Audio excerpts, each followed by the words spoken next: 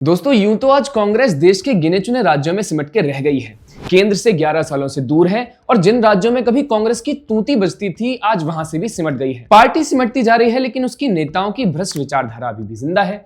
शायद यही कारण है कि जिन एक दो राज्यों में कांग्रेस बची है वहां हमें भ्रष्टाचार के ऐसे मामले कुछ एक दिन के अंतर में दिखाई दे ही जाते हैं। अब कर्नाटक से भी एक ऐसा ही मामला सामने आया है। इन्फोर्समेंट डायरेक्टरेट यानी ईडी ने कर्नाटक के चित्रदुर्गा से कांग्रेस एमएलए केसी वीरेंद्र के यहाँ रेड की। केसी वीरेंद्र को लोग पप्पी के नाम से भी जानते हैं। खैर, तो पीएमएलए के तहत उनके यहाँ रेड की गई और जानते हैं ईडी को क्या मिला?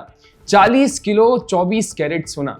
जी हाँ, आपने सही सुना, 40 किलो सोना, वो भी 24 कैरेट कांग्रेस के विधायक के घर से मिला है। अब आप कहेंगे कि कितना का होगा? तो दोस्तों उसकी कीमत है 50 करोड़ रुपए से भी ज्यादा। लेकिन अभी रुकिए, 50 करोड़ का सोना तो कुछ भी नहीं है, क्योंकि कांग्रेसी विधायक के यहां से ईडी ने कैश, ज्वेलरी, बैंक अकाउंट्स और लग्जरी व्हीकल जैसे तमाम असेट्स सीज किए हैं, जिनकी टोटल वैल्यू 150 करोड़ के ऊपर पहुंच गई है। जी हां, विधायक के यहां से इतना सब कुछ मिला है। दोस्तों ये रकम उनके इलीगल ऑनलाइन बैटिंग प्लेटफॉर्म जैसे किंग 567, राजा 567 और पपीज 003 से जुड़ा हुआ है, जिनसे पब्लिक को ठग कर 2000 करोड़ से ज्यादा का टर्नओवर किया गया। पैसे म्यूल अकाउंट से रूट किए गए, इंटरनेशनल ट्रैवल पर खर्च किए गए और श्रीलंका, नेपाल, जॉर्जिया जैसे देशों में कैसीनोज में इन्वेस्ट किया गया है। अब देखो, ये कोई छोटा मोटा केस तो है नहीं है, ये पूरा एक सिंडिकेट है जो देश के गरीब लोगों को लूट रहा था। वैसे भी याद रखिए कि ये वही कांग्रेस है जो जांच एजेंसियों को काम करने से रोकती है। क्या इसीलिए? क्या पता, लगता तो यही है।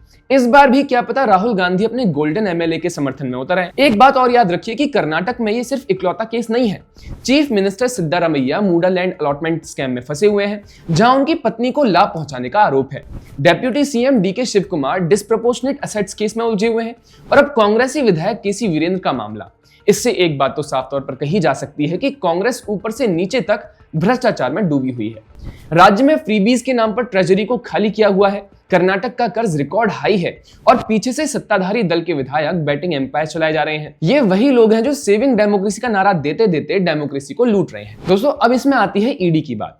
लेफ्ट विंग मीडिया और कांग्रेस लेड अपोजिशन कहते हैं कि बीजेपी ईडी को टूल बना रही है, ये फेडरल ओवररीच है और एजेंसीज का गलत इस्तेमाल हो रहा है। लेकिन सच्चाई ये है कि ये रेड स्टेट पुलिस की एफआईआर पर बेस्ड है, जिसे चीटिंग और मनी लॉन्ड्रिंग के सॉलिड एविडेंस दिए गए हैं। कांग्रेसी विधायक वीरेंद्र को अगस्त 2025 में गंगटोक सिक्किम से अरेस्ट किया गया, जहां मल्टी स्टेट रेड्स में 12 करोड़ कैश मिला था, जिसमें 1 करोड़ फॉरेन करेंसी थी, 6 करोड़ सोना चांदी था और कसिनो मेंबरशिप्स थी। इस अरेस्ट से ठीक पहले ईडी ने कर्नाटक, मुंबई, गोवा, जोधपुर में रेड्स की थी, जहां बैटिंग एम्पायर का खुलासा हुआ था।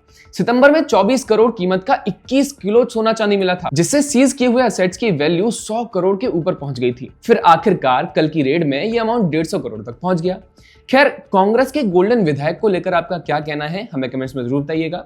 वीडियो पसंद आए तो लाइक, शेयर और सब्सक्राइब करिएगा। जुड़े रहिए पैम्फलेट के साथ। नमस्कार।